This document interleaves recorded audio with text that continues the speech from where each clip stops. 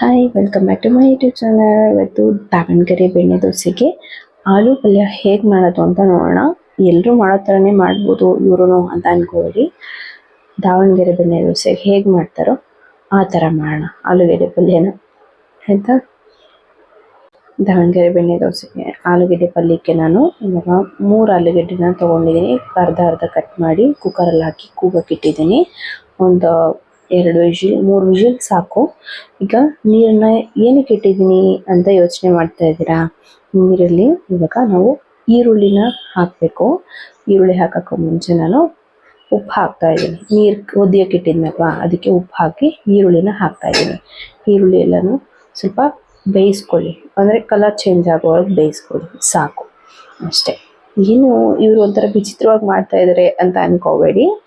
ಏನು ದಾವಣಗೆರೆ ಬೆಣ್ಣೆ ದೋಸೆಗೆ ಆಲೂಗೆಡ್ಡೆ ಪಲ್ಯನ ಹೀಗೆ ಮಾಡೋದು. ಹೀಗೆ ಅಂತಂದರೆ ನಾನೇನು ಪರ್ಫೆಕ್ಟ್ ಅಂತ ಅಲ್ಲ, ನನಗೆ ಗೊತ್ತಿರೋ ಸ್ಟೈಲಲ್ಲಿ ನಾನು ಮಾಡ್ತಾಯಿದ್ದೀನಿ. ನಿಮ್ಗೇನಾದರೂ ಬೇರೆ ಥರ ಗೊತ್ತಿದ್ರೆ ಪ್ಲೀಸ್ ಹೇಳಿ, ಆಯಿತಾ.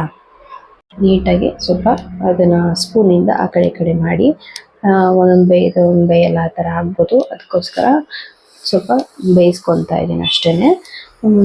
ಕಲರ್ ಚೇಂಜ್ ಆಗೋವರೆಗೂ ಯಾಕೆ ಬೇಯಿಸ್ಕೋಬೇಕು ಅಂತ ಹೇಳ್ತೀನಿ. ತುಂಬ ಸಾಫ್ಟ್ ಆಗೋವರೆಗೆ ಬೇಯಿಸ್ಕೊಬೇಡಿ ಈರುಳ್ಳಿನ. ಸ್ವಲ್ಪ ಕಲರ್ ಚೇಂಜ್ ಆಗೋವರೆಗೂ ಮಾತ್ರ ಬೇಯಿಸ್ಕೊಳ್ಳಿ. ಅದು ಈರುಳ್ಳಿ ಬಂದು ಕ್ರಂಚಿಯಾಗಿರಬೇಕು.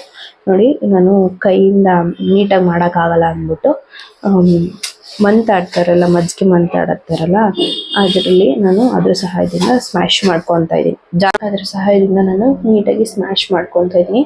ಫುಲ್ಲು ನುಣ್ಣಗಾಗೋ ಥರ ಸ್ಮ್ಯಾಶ್ ಮಾಡ್ಕೊಳ್ಳಿ. ಈ ದಾವಣಗೆರೆ ಬೆಣ್ಣೆ ದೋಸೆಗೆ ನಾವು ಆಲೂಗೆಡ್ಡೆ ಪಲ್ಯನ ಫುಲ್ಲು ಸ್ಮ್ಯಾಶ್ ಆಗೋ ಥರನೇ ಮಾಡ್ಕೊಬೇಕು. ಫುಲ್ಲು ಅಂದರೆ ಫುಲ್ಲು. ಇವಾಗ ಈರುಳ್ಳಿನ ಬೇಯಿಸಿರೋದನ್ನು ಹಾಕ್ಕೊತಾ ಇದ್ದೀನಿ. ಅದನ್ನು ನೀರೆಲ್ಲ ತೆಗೆದ್ಬಿಟ್ಟು ಬರೀ ಈರುಳ್ಳಿ ಮಾತ್ರ ಹಾಕ್ಕೊತಾ ಇದ್ದೀನಿ. ಇವಾಗ ಕೈಯಿಂದನೇ ನಾವು ಕೈಯಿಂದ ನೀಟಾಗಿ ಎರಡನ್ನೂ ಮಿಕ್ಸ್ ಮಾಡ್ಕೊಳ್ಳಿ. ಚೆನ್ನಾಗಿ ಮಿಕ್ಸ್ ಆಗಬೇಕು. ಅಂದರೆ ಫುಲ್ಲು ಸ್ಮ್ಯಾಶ್ ಮಾಡಿರೋದು ಈರುಳ್ಳಿ ಎರಡೂ ನೀಟಾಗಿ ಮಿಕ್ಸ್ ಆಗಬೇಕು. ಇಷ್ಟೇ ದಾವಣಗೆರೆ ಬೆಣ್ಣೆ ದೋಸೆಗೆ ಆಲೂಗೆಡ್ಡೆ ಪಲ್ಯ. ಇಷ್ಟು ಸಿಂಪಲ್ಲಾಗಿ ಆಗುತ್ತಲ್ವ, ಯಾವುದೇ ಒಗ್ಗರಣೆ ಇಲ್ಲದೆ. ಇದಕ್ಕೆ ಯಾವುದೇ ಥರ ಅರಿಶಿನ ಆಗಲಿ ಒಗ್ಗರಣೆ ಆಗಲಿ ಹಾಕ್ಬೇಡಿ. ದಾವಣಗೆರೆ ಬೆಣ್ಣೆ ದೋಸೆಗೆ ಹೀಗೆ ಇರಬೇಕು ಆಲೂಗೆಡ್ಡೆ ಪಲ್ಯ. ತುಂಬ ಸಿಂಪಲ್ಲಾಗಿ ಕ್ವಿಕ್ಕಾಗಿ ಆಗೋಗುತ್ತೆ. ರುಚಿಗೆ ಬೇಕು ಅಂದರೆ ನೀವು ಇನ್ನು ಸ್ವಲ್ಪ ಉಪ್ಪು ಹಾಕ್ಕೊಬೋದು. ನಾನು ಆಲೂಗೆಡ್ಡೆಗೆ ಬೇಯಕ್ಕೆ ಹಾಕಿರಲಿಲ್ಲ, ಈರುಳ್ಳಿಗೆ ಹಾಕಿದ್ದೆ ಅಲ್ವಾ, ಸ್ವಲ್ಪ ಹಾಕಿದ್ದೆ, ಹಾಗಾಗಿ ಇನ್ನು ಸ್ವಲ್ಪ ಹಾಕ್ಕೊಂಡಿದ್ದೀನಿ ಅಷ್ಟೇ.